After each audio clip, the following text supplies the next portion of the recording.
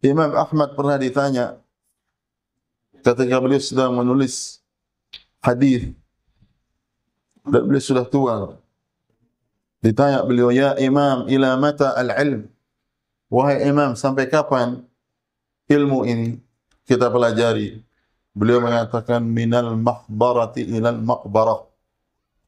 Kita pelajari ilmu ini, ilmu Islam, ilmu sunnah, ilmu hadis ini, dari kita mulai mengenal pena sampai kita masuk ke kuburan, sampai kita mati.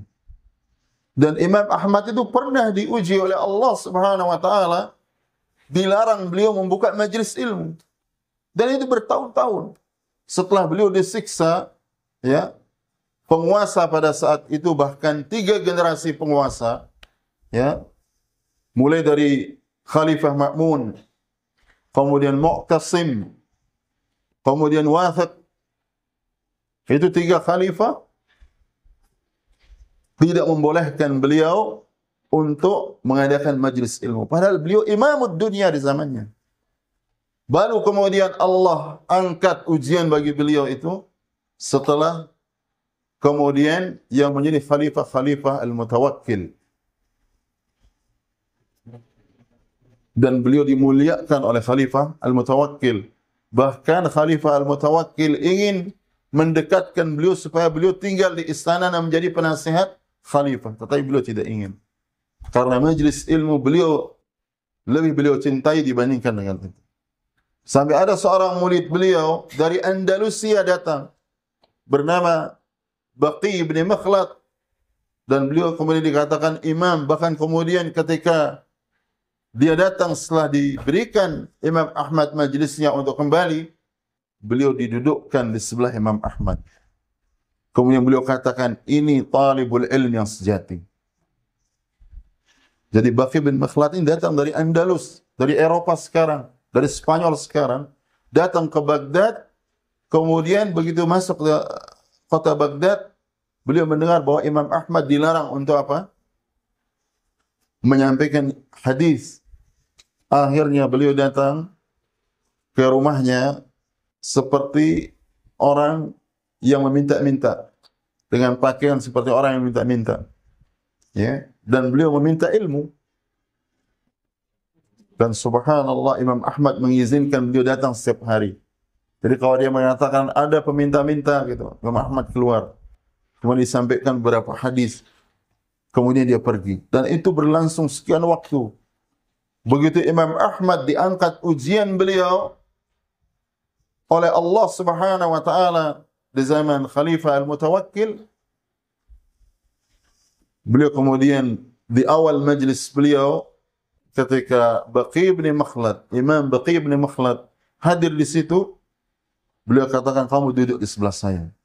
Beliau dudukkan di sebelah saya, sebelah Imam Ahmad. Kemudian beliau mengatakan, hadza huwa talibul ilm. Ini baru namanya penuntut ilmu yang apa? Sejati. Ya. Jadi jangan kita justru menuntut ilmu ini berubah-ubah. Ya.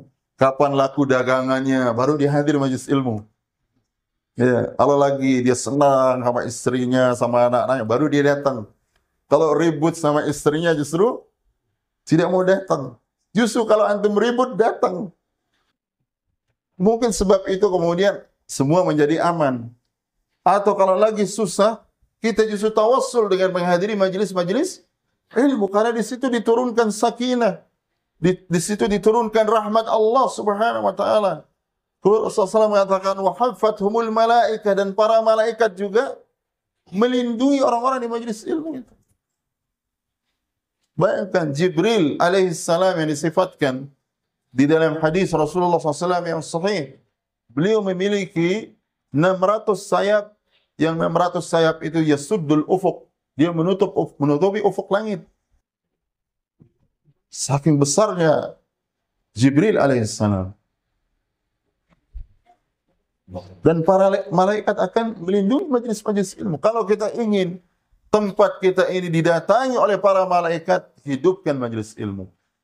Hidupkan majelis Al-Quran. Hidupkan majelis sunnah Rasulullah SAW. Juga rumah-rumah kita seperti itu. Kalau ingin didatangi oleh para malaikat, kalau tidak akan datang syaitan yang akan apa? menjauhkan kita dari kebahagiaan. Jadi para malaikat akan melindungi kita. Ya.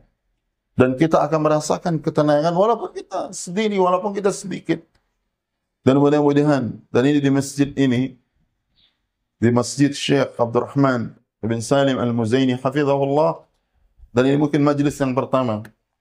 Semoga antum dan kita semua yang pertama kali menghadiri majlis di masjid ini, dan semoga setelah itu majlis sampai hari kiamat akan ada di tempat ini. Dan kita akan mendapatkan apa yang dijanjikan oleh Rasulullah SAW. Man sanna fil Islam sunnatan hasanatan falahu ajruha wa ajru man amila biha ila yaumil qiyamah la yanqusu min ujurihim syai'a. Barang siapa yang pertama kali menghidupkan satu sunnah dari sunnah Rasulullah SAW, yang pertama kali berbuat baik, suatu kebaikan, menghidupkan suatu kebaikan, atau menghidupkan suatu kebaikan di tempat tertentu, dan itu sunnah hasanah, maka dia akan mendapatkan pahala dari apa yang dilakukan. Dan pahala orang-orang yang mengikuti dia sampai hari kiamat tidak akan. Mudah-mudahan kita orang-orangnya di majlis saat ini.